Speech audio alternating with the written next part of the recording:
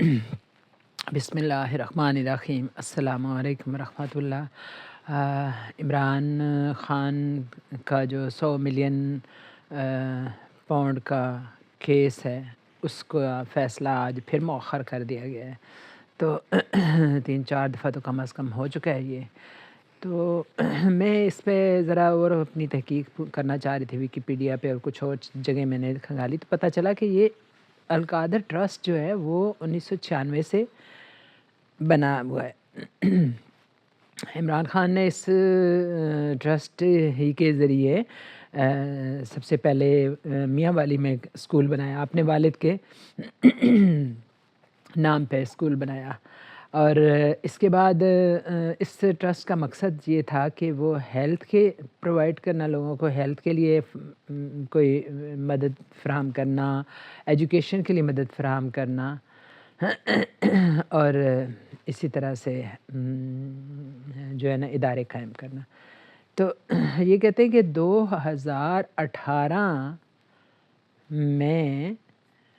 2018 کے اختتام پر ملک ریاض نے عمران خان کو زمین دی، جس طرح سے شوکت خانم کے لیے نواز شریف نے دی تھی۔ انہوں نے تو خیر اوقاف سے دی تھی زمین، لیکن ملک ریاض جس طرح سے اوور فلائی کام کرتے رہتے ہیں، اسی طرح سے انہوں نے ایک زمین کا جو کوئی ٹکڑا تھا کافی بڑا، وہ انہوں نے القادر یونیورسٹی کے لیے وقف دیا، اور بھی بہت سارے لوگوں سے چندہ لیا گیا، اور جس طرح سے عمران خان جو بھی یونیورسٹی بنائی یا ہاسپٹل بنایا اس کے لیے چندہ کرتے، اس طرح سے چندہ جمع کیا گیا، اور اس کا جو سنگ بنیاد ہے وہ رکھا گیا۔ افتتاح اس کا ہو گیا ہے مئی 2019 میں، اور کہتے ہیں 7 مہینے کے بعد یہ ملک ریاض کے ساتھ یہ واقعہ پیش آیا۔ یہ جو NCA جو ایجنسی تھی، اس نے ان کا جو ایک کیس پکڑا، اور اس میں وہ ایسا کیس تھا جس کے مطابق ملک ریاض نے نواز شریف کے بیٹے سے ایک پراپرٹی خریدی۔ اس پراپرٹی میں کوئی سکم تھا، کوئی مسئلہ تھا، جس وجہ سے یعنی کچھ منی لانڈرنگ کا چکر تھا، تو انہوں نے NCA نے اس کیس کو پکڑ لیا، اور انہوں نے یہ ساری رقم جو ملک ریاض نے دی تھی اس کو فریز کر دیا، اور یہ نواز شریف وغیرہ بھی جان چھڑانا چاہ رہے تھے، اس کا کچھ پراپرٹی کا مسئلہ تھا، تو بہرحال یہ فریز ہو گئی۔ پھر کافی عرصہ یہ لگا رہا ملک ریاض، تو ان کو جو ہے نا وہ انفریز ہوئی یہ 7 ماہ بعد القادر یونیورسٹی کے قیام کے 7 ماہ بعد۔ تو یہ ملک ریاض ہی نے القادر یونیورسٹی بنائی تھی، اور عمران خان نے ایک دفعہ بتایا کہ اس لیے ان کو دیا کہ یہ پروجیکٹ، کیونکہ وہ ان کے پاس اس طرح کی ایکسٹرا مطلب وہ ہے کہ ان کے پاس میکانزم سارا سسٹم ہے، جس سے وہ ایک تو جلدی کام کر لیتے ہیں، اور دوسرا جو ہے نا بھاری مشینری وغیرہ جو اس علاقے کے لیے خاص طور پہ تھی، کہ وہ ایسا تھا کہ بالکل ویران۔ کبھی آپ سہاوا کی سائڈ پہ جائیں، میں تو بہت جانا ہوتا ہے، تو وہ بالکل جب کبھی ویسے جانا ہوتا ہے نا، تو میں اکثر وہاں دیکھ رہی ہوتی ہوں، تو میں کہتی ہوں یہاں کون یعنی یہاں رہ سکتا ہے سوائے یعنی بھیڑیوں کے اور اس طرح کے جانوروں کے، کیونکہ وہ بہت ہی کھڈے ہیں، بہت ہی کھائیاں ہیں، اور میں اکثر ہی سوچتی تھی کہ یہاں تو پانی کے جب آتا ہوگا نا ریلے، تو بہت ہی زیادہ یعنی سارے شہر کا ادھر اکٹھا ہو جاتا ہوگا۔ بہرحال وہاں ملک ریاض ہی اس طرح کا کام کر سکتے ہیں، چند مہینوں میں سارا کچھ جو ہے نا وہ سیٹ کر کے جگہ، تو انہوں نے القادر یونیورسٹی بنا دی، اور پھر وہ ورک بھی کرنا شروع کی۔ اس کے 7 مہینے بعد یہ کیس ان کا کھلا ہے برطانیہ میں، اور وہاں کی ان کو رقم انفریز جب ہوئی، تو وہ رقم کہتے ہیں کہ 175 ملین پاؤنڈ کچھ اتنی تھی۔ تو اس کو یہاں لانا تھا، اس کا وہ کہتے ہیں کہ 2 طریقے تھے، کہ وہ ایک تو یہ ہے کہ مقدمے لڑے جائیں، اور مقدمے کے متعلق مشہور ہے کہ وہاں سے رقم لانی بہت مشکل ہوتی ہے۔ یہ جو ڈیولپ کنٹریز ہیں نا، یہ ہم جب اپنے ملک سے رقم نکالتے ہیں، خاص طور اتنی بڑے بلک میں، تو بہت انہوں نے ہنڈرنس رکھی ہوئی ہے کہ کوئی نہ ہی جائے تو اچھی بات ہے۔ بہرحال دوسری صورت انہوں نے یہ نکالی کہ عمران خان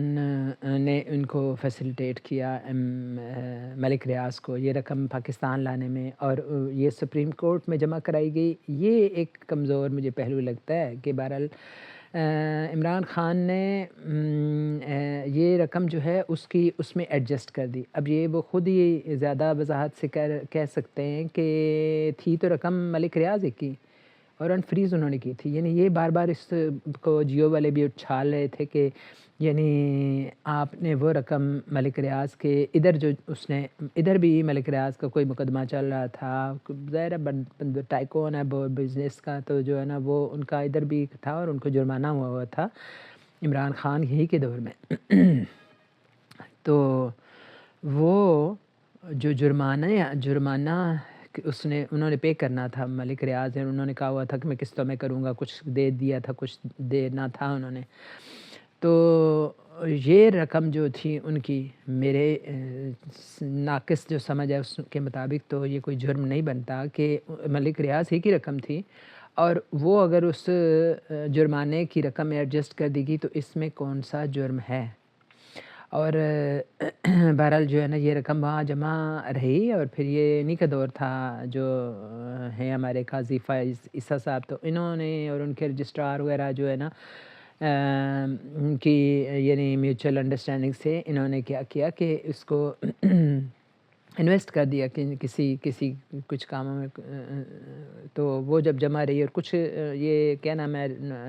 ریاض عمران خان عمران یہ کیا ہے،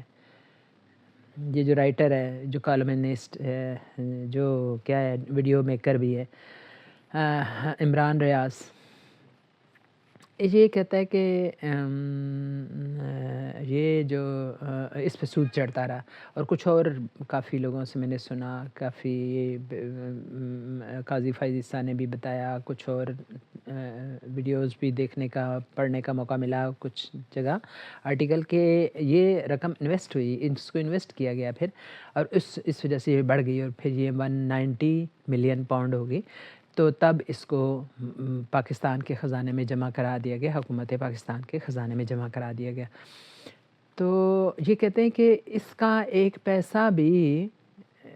القادر ٹرسٹ میں نہیں گیا، القادر یونیورسٹی کے بنانے میں یا اس کے زمین خریدنے میں اس کا پیسہ خرچ نہیں ہوا،